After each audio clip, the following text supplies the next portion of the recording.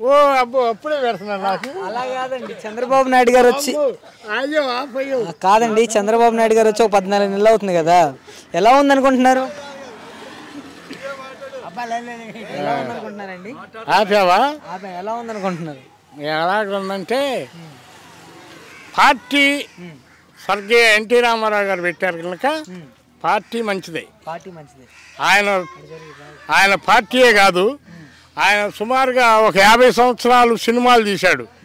ఆ సినిమాల్లో కూడా మా అందరికీ నీతి బోధ చేశాడు. సినిమాల ద్వారాగా క్లైమాక్స్లోకి వచ్చేసరికి హీరో గొప్పవాడు అనే రుజువు చేశాడు ఎన్టీఆర్.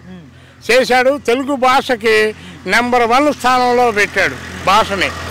అన్ని పాత్రలు జీవించి వాటిలో నటించి అంతా చేశాడు. కాక లాస్ట్లో ఈ యొక్క రాజకీయం పెట్టి తెలుగుదేశం పార్టీ పెట్టాడు. జనాలందరికీ కూడా న్యాయం జరుగుద్దని పెట్టాడు. జరగాలనే మేము కూడా అనుకుంటున్నాం. అది ఇప్పుడు జరగట్లేదు. ఏంటి జరగట్లేదంటే చంద్రబాబు నాయుడు గారి కార్యక్రమాలు కూడా అన్నీ బాగానే ఉన్నాయి. ఇప్పుడు నాకు పింఛను వస్తే నేను పోస్ట్ ఆఫీస్కి వెళ్ళాల్సి వచ్చింది. అక్కడ వెళ్తే అదేదో చెక్ చేసి తమ్మేయమన్నాడు.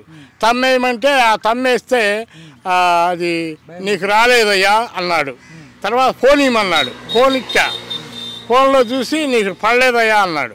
ఆ ఫోన్ ఇంకా బయటకు వచ్చి 20 మందికి చూపించా. పడినాయండి అన్నాడు. మరి తర్వాత ఇంకా కాసేపు ఉన్న రెండో రోజు ఇంకోళ్ళు చూపించా ఫోను. నీది పడ్డాయి కానీ తీసినట్టుందయ్యా అన్నాడు. మరి అదేందో మాకు అర్థం కాదు. రేపు సోమవారం పోతాం. తర్వాత తేలకపోతే ఇట్లనే మీలాంటి వాళ్ళు వచ్చి చెబుతాం. అంతేగాని మేము చేసేది ఏమి లేదు కదా. కాదండి, మీరు ఇప్పుడు తెలుగుదేశం పార్టీ కరెక్ట్గా లేదన్నారు కదా, ఎక్కడ కరెక్ట్గా లేదని నేను అంటున్నా. పార్టీ మంచిదే. మేము పార్టీ పెట్టి కానీ అందులో ఉండడం వీళ్ళందరికన్నా ముందు నుంచి చంద్రబాబు నాయుడు గారే మా తర్వాత పార్టీలోకి వచ్చింది. ఆయన అల్లుడు కాబట్టి ఆయన చేర్చుకున్నాడు. కాదని మేము అంటున్నా. మేము పార్టీ మొదటి నుంచి ఉండేవాళ్ళం.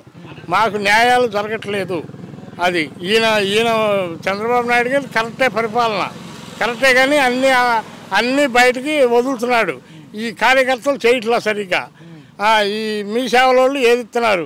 విఆర్ఓ ఏదిస్తున్నాడు. ఆయన పేరేంది సర్వేరు ఏదిస్తున్నారు. సరిగ్గా పిలిస్తే నెలకు రావట్లా. వచ్చినా కూడా ఆటోలో దిక్కుండా సర్వే చేస్తున్నారు. పొలం వాళ్ళు తిప్పుతున్నారు. డబ్బులు తీసుకుంటున్నారు. బాగానే అన్నీ బాగానే తినేవాళ్ళు బాగానే తింటున్నారు. ఆయనకి ఇవన్నీ తెలియని ఇట్లా. అది సంగతి. లంచాలు బాగా పెరిగిపోయాయి. మోసాలు ఎక్కువైనాయి. అది ప్రజలకు ఇబ్బంది ఎక్కువైంది. కార్తీ కాదు, అమాయకులు మాట్లాడలేని వాళ్ళు ఈ మైకు చూసే ఇప్పుడు 4 పోయారు పక్కలకి. మైకు చూసే కాకపోతే మైకు టచ్ ఉంది కాబట్టి నాకు మేము అంతే ఉన్నాం. నాకు 62 సంవత్సరాలు. నాకు పింఛన్ రాలా. అప్లికేషన్ పెట్టుకోవడానికి ఎక్కడికి పోవాలో ఎవరి కాడికి పోయినా ఆ అవకాశం రాలేదంటున్నారు. అదేదో ఆర్డర్ రావాలంట. మాకేం తెలుసు ఆర్డరు 50 సంవత్సరాలకు ఇస్తానని ఆయన అన్నాడు. ఆయనతో మేము పోటీ కాదు. మాకు రావాల్సింది 61, 62 వచ్చినాయి.